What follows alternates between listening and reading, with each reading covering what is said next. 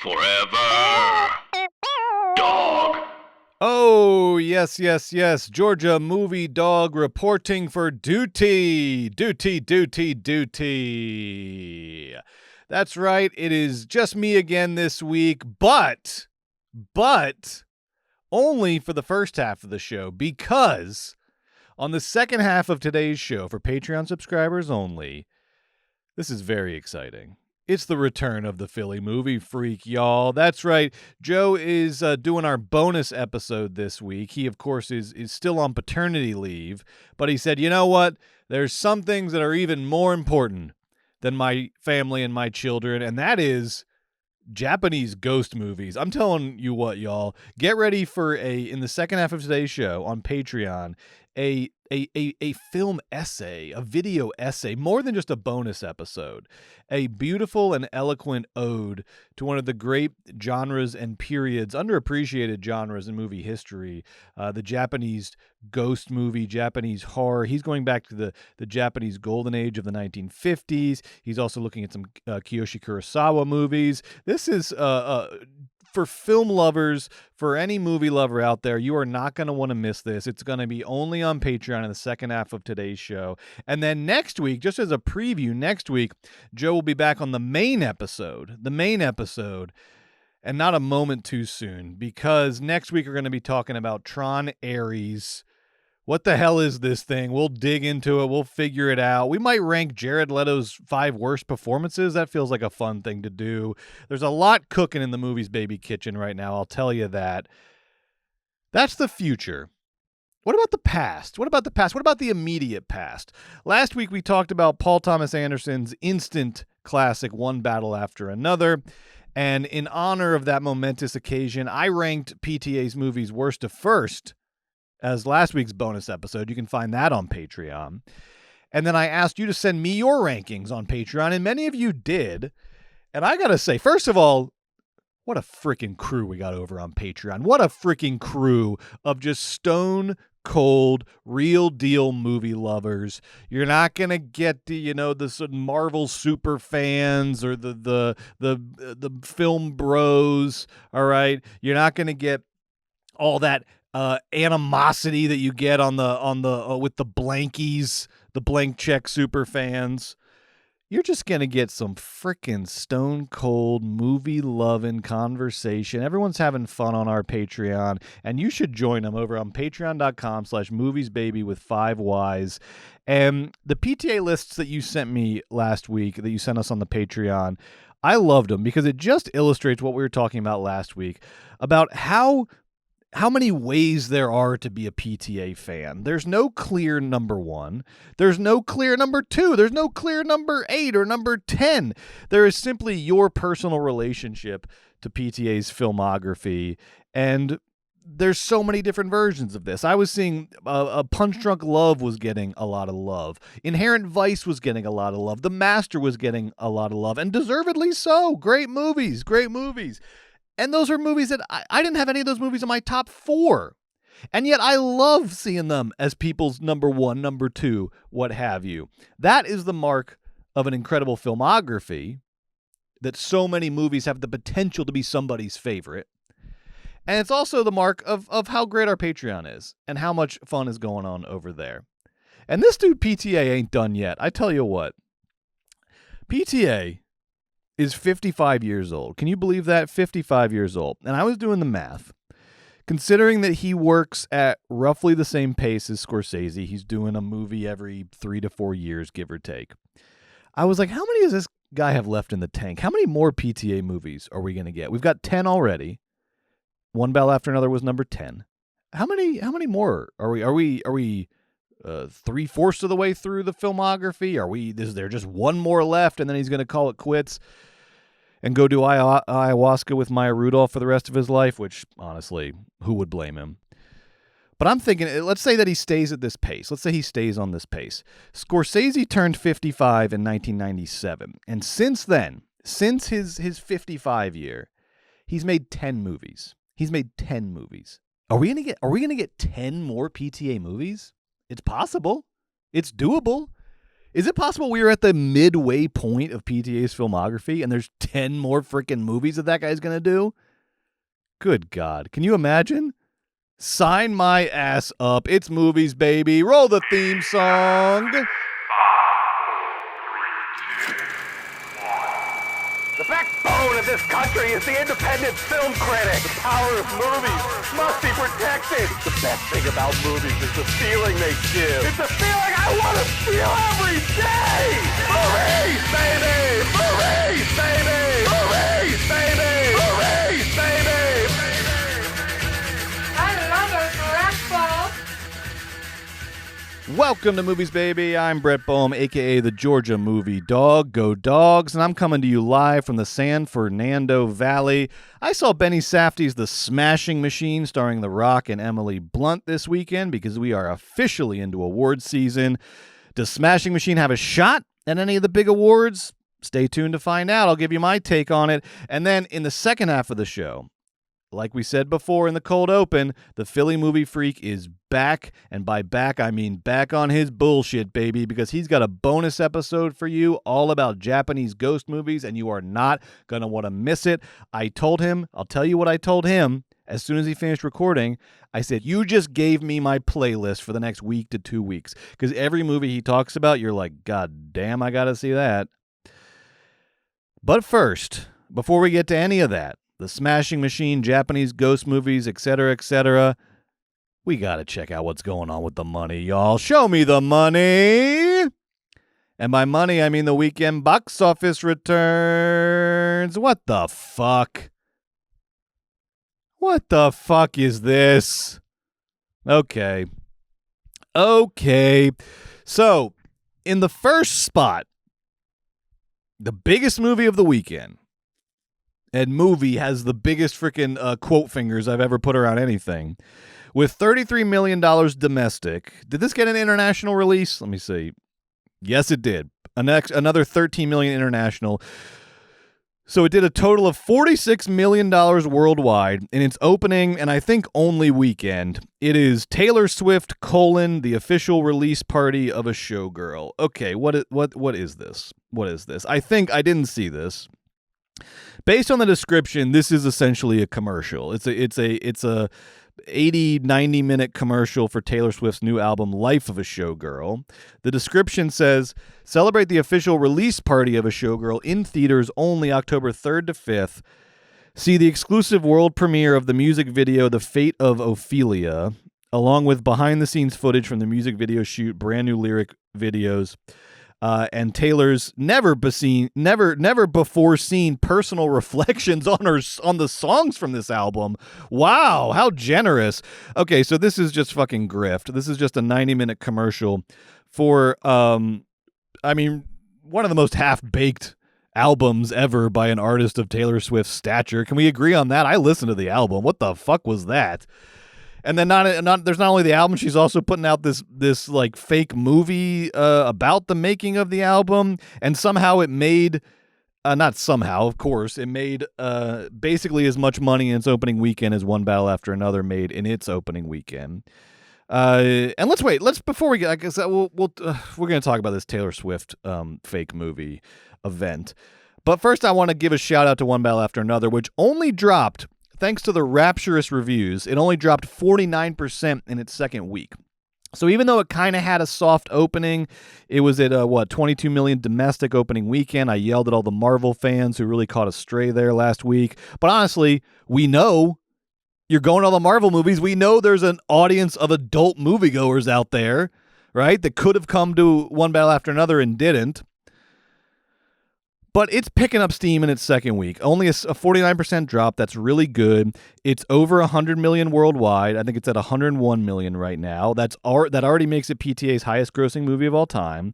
We're out of and yes, it cost $185 million. But let's put that aside, okay? A PTA movie made $101 million by its second week. That's good. That's a fucking accomplishment, okay? That's good. That's a good sign. So congrats to PTA. It should have done better. I mean, considering that the 35th Marvel movie, which nobody even liked, made $415 million this year, and this Taylor Swift commercial made $33 million domestic, it should have done better. It should have done more than 22 domestic opening weekend, but I love I love the long tail. Let's keep that long tail going, all right? Let's keep that long tail going and going. Can we get this PTA movie over 200 million? We can do it. Come on. I'm going to go see it again. I still got to see it in VistaVision. I've only seen it in IMAX. Let's do it. Let's go see it. All right. But back to this Taylor Swift thing. There was a little note when I was reading up about this thing that she put in theaters over the weekend that made so much money. There was a little note at the bottom that said, "This event will begin at showtime and will not include any trailers. Arrive on time." Now, there's been a lot of discussion on this show about AMC's start times and whatever, this and that. This is not about that. This is about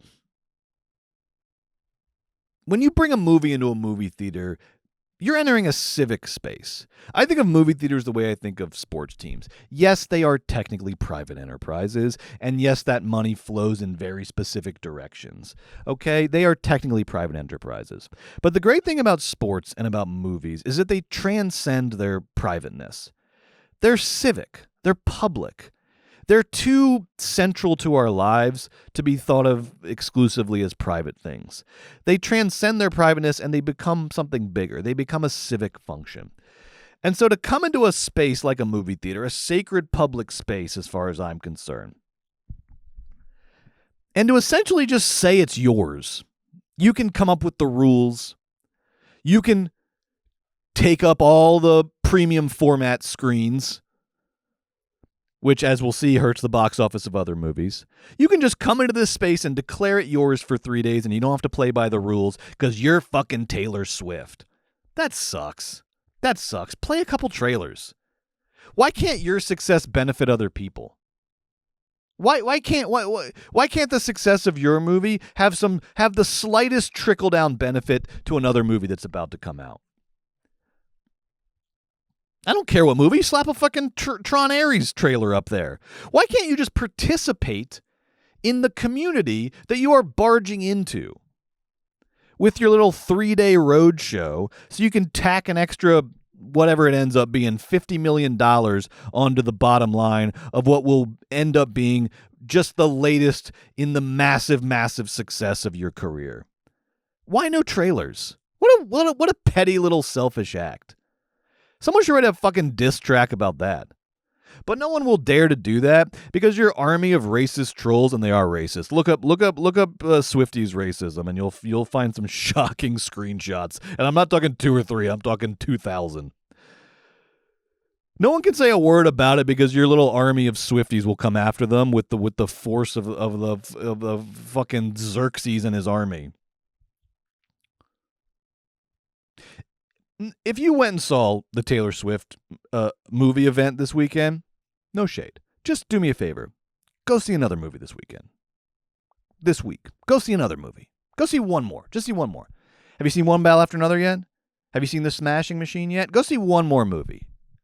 Honestly, do me that and we're fine. I'm not asking for a lot here. I am literally just asking for all the Swifties who came out for this fake bullshit that didn't even have trailers on it to go see one other movie. Just participate. Isn't it fun to participate in society?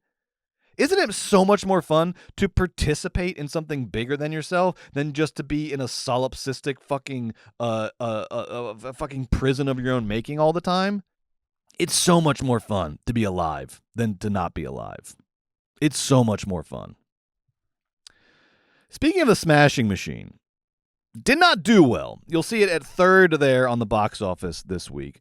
It made $6 million domestic. It did not have an international opening, so it's just $6 million. That's on a budget of $50 million. Ouch. This is the lowest opening of The Rock's career. That's not surprising because, of course, this is an A24 movie. It's an award season movie. That was the deal going in. This movie was never going to make as much as San Andreas because we're sick as a culture. But it was projecting for a lot higher than 6. It was projecting for 20. So this is very disappointing for A24. I'm sure it's very disappointing for Benny Safdie, the director, The Rock, Emily Blunt, the stars of the movie. And the Taylor Swift thing didn't help. I'm not going to say it's the only cause. It's not the only cause. But eating up all those premium format screens certainly did not help. Did not help. But what about the movie itself? I saw The Smashing Machine this weekend.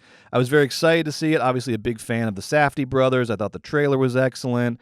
I'm always down. I mean, we just watched Raging Bull a couple weeks ago for Weekend at Bergman's. I'm always down for an artistic take on the fight picture. I love that genre. So let's talk about this movie. It was written, directed, and co-produced and edited by Benny Safdie. It's based on the 2002 documentary The Smashing Machine: The Life and Times of Extreme Fighter Mark Kerr. And it, of course, stars Dwayne "The Rock" Johnson as Mark Kerr. He was one of the pioneers of mixed martial arts long before they were massive celebrities who partied with Donald Trump and Andrew Tate in Las Vegas and had the world at their feet. Mark Kerr was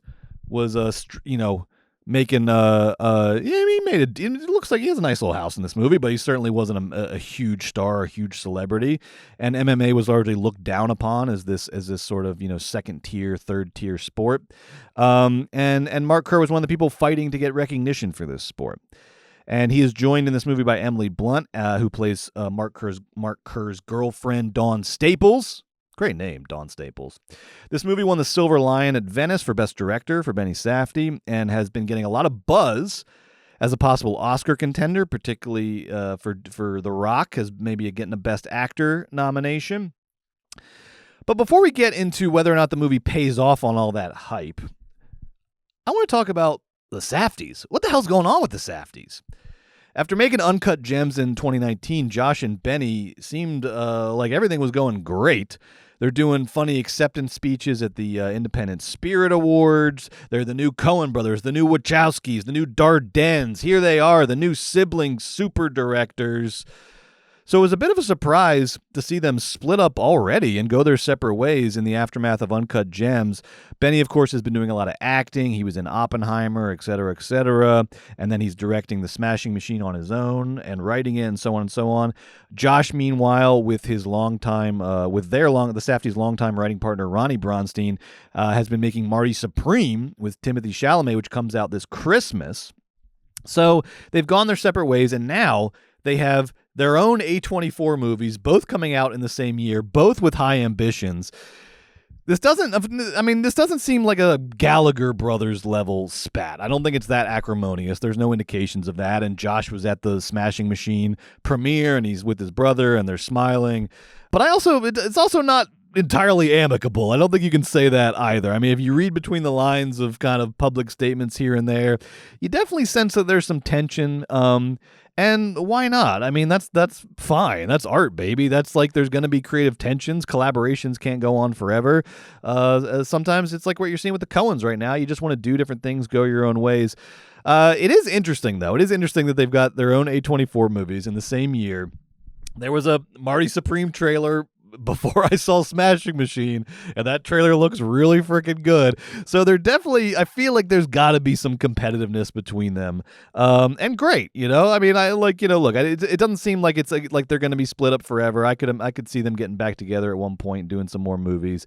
But for now, it's kind of an interesting little Cold War they got going on, and we'll see how it all wraps up at the end of the year with Marty Supreme versus the Smashing Machine. Now, I got to be honest with you, people. And I don't know if it seems like a lot of people are liking this movie. It's got 75% on Rotten Tomatoes right now. You definitely should see it. You should definitely form your own opinion. There are a lot of Safdie aesthetics in this movie. There's, you got some VHS textures. You got this hypnotic ambient score playing throughout, this time courtesy of Nala Senefro. The score is beautiful.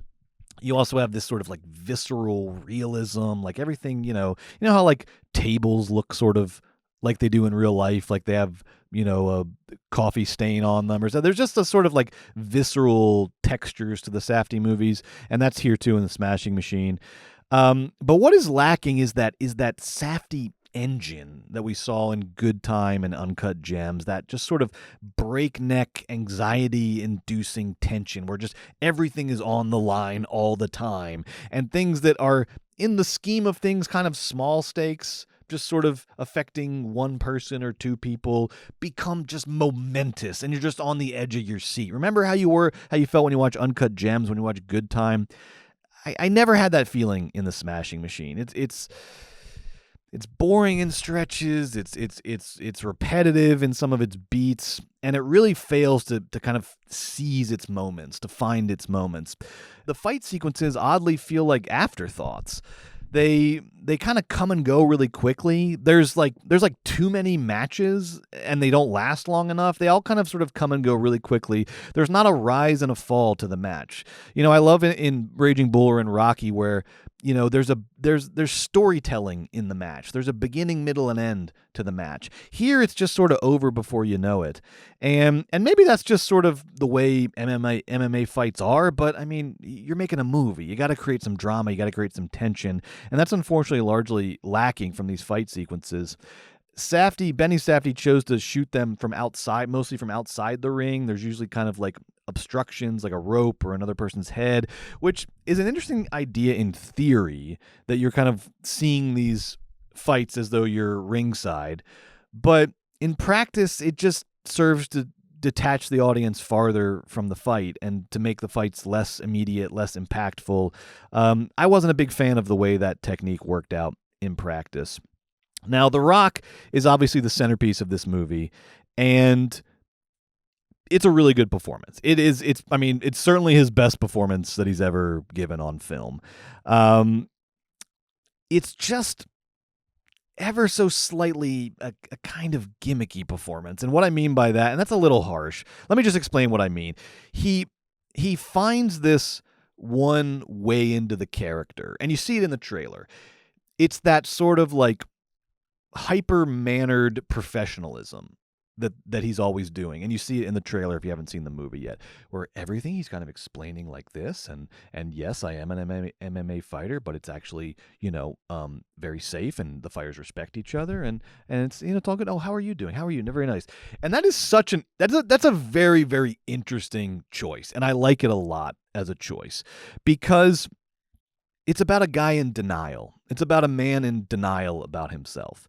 A man who has developed this sort of veneer, this sort of professional veneer that is not real or authentic, but he uses it to hide this sort of cauldron of rage and emotion and unresolved tensions in his life. He uses that veneer to hide it.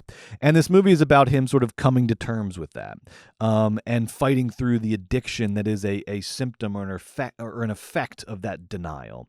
And that's a really interesting theme. And The Rock's decision to sort of act with this veneer and then to just have the rage sort of burst out in uncontrollable moments, all of that works for me on paper. I think the problem is that in the movie, that line is just not navigated very expertly. And it's a movie that just feels like it really needed a second pass. It almost feels at times like you're watching the rehearsals, that you're watching the test footage, that you're not watching the final product. There's just a lack of sort of craft and precision in the final product. And that's what made it feel underwhelming to me overall. Now, that being said, this movie is definitely worth seeing. Definitely worth your time. A lot of people, like I said, do disagree with me. It's getting 74, 75% Rotten Tomatoes right now, critic score. It's got a high audience score as well. So I would say see it yourself. Make up your own mind. But for me, unfortunately, this was a 2.5-star movie. It was just all right. It's not bad. But I had high expectations for it, and it didn't meet those expectations. I'm going to give it 2.5 stars. But you bet your bottom dollar the next time Benny Safdie, Josh Safdie, the Safdie brothers together, the next time you got a movie in theaters, I'm there opening day, baby. You didn't lose this fan. This just wasn't the one for me. I've got one more recommendation before we end this episode. I told you last week I hadn't seen it. You said you got to see it. I said I'm going to see it. Toxic Avenger unrated. You're right. This movie fucking rocks. What a blast. What a blast. They remade Toxic Avenger. Troma is producing, God bless. And you might say, why would you do that? What a just a singular sort of camp classic. Maybe not one of my favorite camp classics. The movie's like a little too mean for me, a little too mean-spirited when you watch it now. But still has a lot of fun stuff in it that I like. And certainly not a movie that you could replicate the vibe of, definitely not in 2025. But I found that Macon Blair's take on this movie, Macon Blair's the director, I really liked Macon Blair's take on this movie. He's almost too good of a director to do the Toxic Avenger remake, too sort of competent of a director, but he does have enough of that gonzo energy, and that really comes through. And this felt like the perfect version of a Toxic Avenger remake in 2025, where it's a little bit of an homage, but it's its own thing. It's its own thing. And what it is a boatload of fucking fun. It's got some great gore, some hilarious gore in it. It's got a lot of laughs. It's doing a lot of spoof humor, which I like. Felt like a little bit of a new element. I mean, the humor in the original is certainly like silly and kind of maximalist, but like they're really doing like Naked Gun spoof jokes in this one, and it worked really well for me. I really liked it. Elijah Wood and Kevin Bacon are just so whacked out and crazy in this. They're having so much fun. They look so crazy. Their costuming and makeup and their wigs are wild.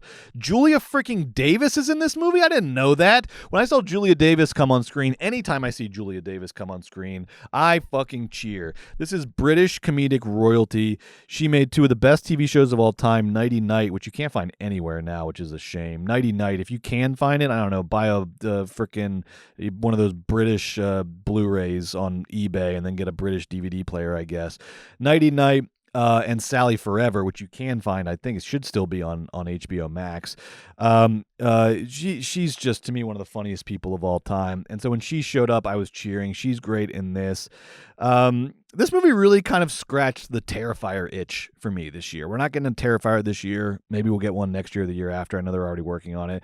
But if you like the Terrifier movies, this is going to scratch your Terrifier itch. Not quite as gory, but gory enough and very, very funny. I had a blast. 3.5 stars. 3.5 stars. The Toxic Avenger Unrated is a really good movie. Catch it on VOD right now.